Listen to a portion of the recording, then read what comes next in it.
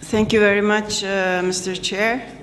Good morning, everyone. Excellency, Deputy Prime Minister of Azerbaijan, Excellencies, distinguished Director of Azerbaijan International Development Agency, AIDA, distinguished participants, and dear colleagues. I am honored to join you today for this panel as part of the Baku Humanitarian Forum. I think you will join me when I say I have been very impressed by the forum's wide-reaching program, and this particular panel gives us an opportunity to focus on issues so interconnected and so important for securing sustainable development, both in the region and globally. Those relating to conflicts, violence, human rights violations, and natural disasters, which force millions of people to leave their homes and flee from destruction and persecution.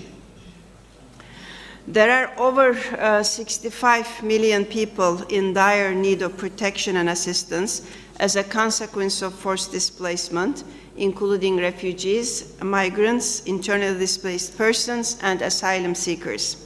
Globally, almost 41 million people are internally displaced, more than 21.2 million are refugees, and 3.2 million are asylum seekers. An estimated 12.4 million people were newly displaced due to conflict or persecution in 2015 alone.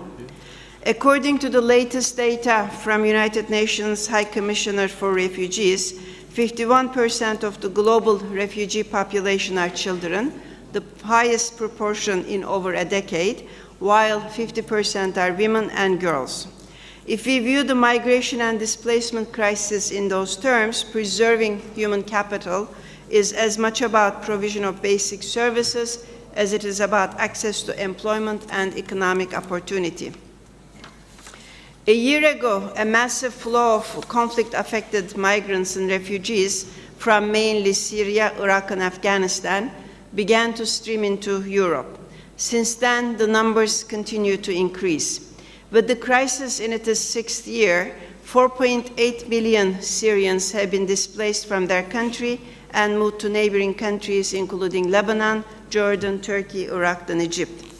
Today, Turkey is hosting the highest number of refugees in the world, with 2.74 million registered refugees as of September 2016.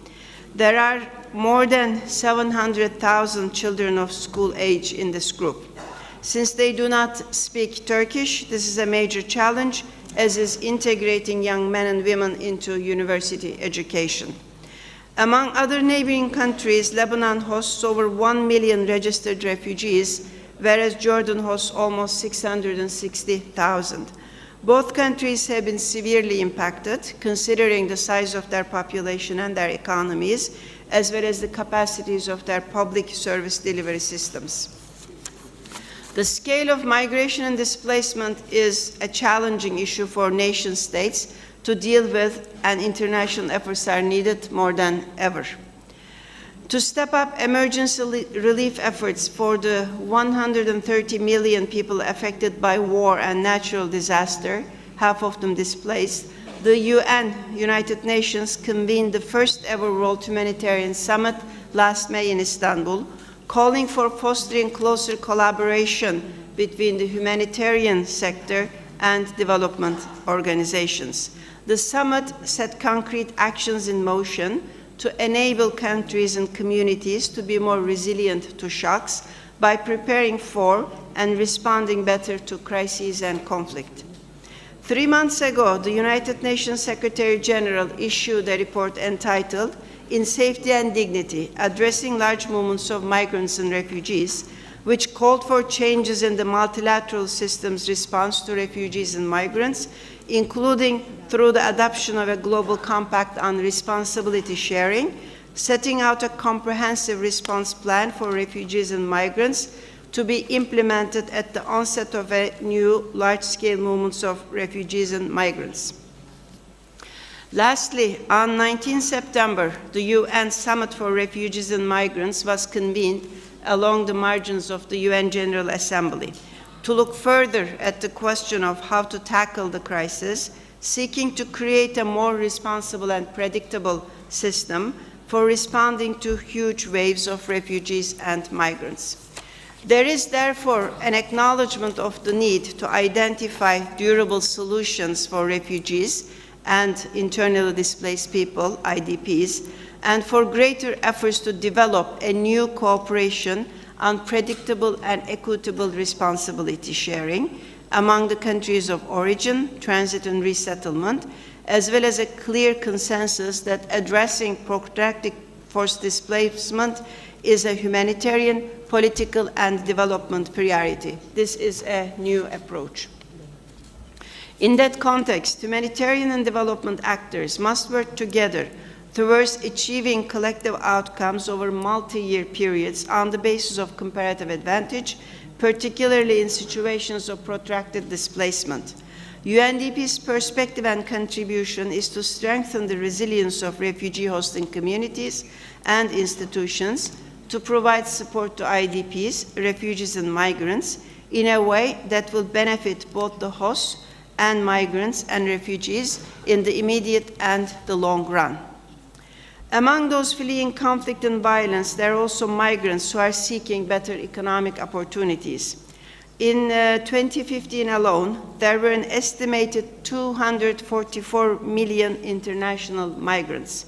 These migrants play a key role in terms of economic growth and development in the receiving countries by meeting labor market shortages at all skill levels. Migration also plays an important role in the development of countries of origin. Worldwide remittance flows are estimated to have exceeded $601 billion in 2015. Of this, it is estimated that more than $441 billion were sent back by migrants to their families living at home, mostly developing countries, and this figure is 3 times more than the amount of official development assistance.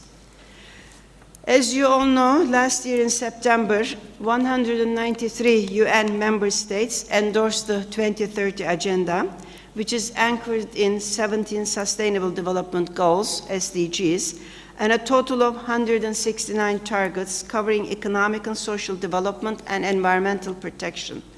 Fully recognizing migration and displacement as a core sustainable development consideration, the 2030 Agenda introduced a range of specific targets on migration and pledges to leave no one behind, including refugees, IDPs, and host communities. These targets provide critical guidance to states on what can be done to maximize the benefits of migration. Specifically, the SDGs urge all states and development partners to protect migrant workers' labor rights and promote safe and secure working environments, implement planned and well-managed migration policies, reduce the transaction costs of migrant remittances, produce high-quality, timely, and reliable data disaggregated, among others, by race, ethnicity, and migratory status, eliminate all forms of violence, abuse, exploitation, and trafficking of women and children. All these are very specific targets in the SDGs.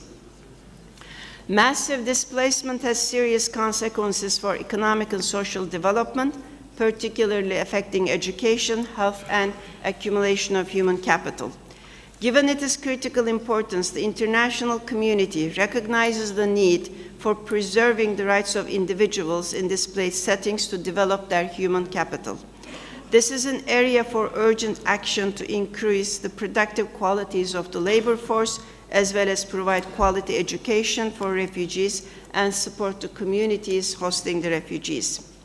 This situation naturally also calls for addressing the root causes of forced migration and displacement, and some of these root causes include insufficient development gains, protracted conflicts, violent extremism, discrimination and lack of good governance, weak rule of law, human rights abuses, lack of accountability, systematic exclusion and marginalization, climate change, weak natural resource management, and environmental degradation.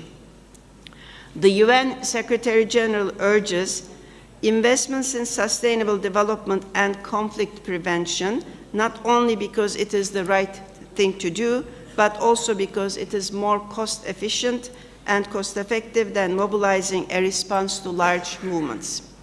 Being a development partner, the United Nations Development Programme in the past 5 years implemented 125 displacement-related initiatives, programs and projects at global, regional and national levels, covering 45 countries, worth over $1.3 billion US.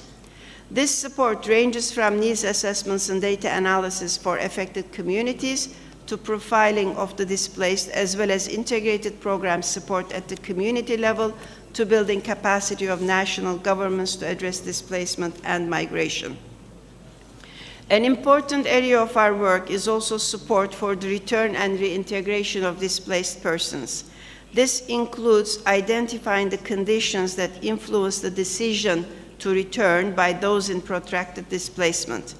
Our programs address displacement, and they often include a combination of several components, such as emergency development with a focus on jobs and livelihoods, both for IDPs, refugees, and of course for host communities, fostering and promoting inclusive growth and development for the benefit of both the displaced and the communities that host them, and strengthening national and local institutional capacities to progressively deliver greater access to basic services, especially in health and education, for displaced populations and affected communities. Governments have a role to play in promoting human capital and take steps to introduce training opportunities. For example, Turkey has pioneered the adoption of new legislation allowing refugees to apply for jobs, which has enabled thousands of Syrian refugees to receive career training and language instruction. Dear participants, we live in turbulent times. Indeed, it's hard to remember a time when more crises were simultaneously preoccupying the United Nations, its agencies, and of course the broader international community. The world has still not found the lasting peace and stability the founders of the United Nations has envisaged 71 years ago. The needs around us are staggering and hard to comprehend, yet they tell only a fraction of the story. Behind the statistics are people, individuals and families whose lives have been devastated.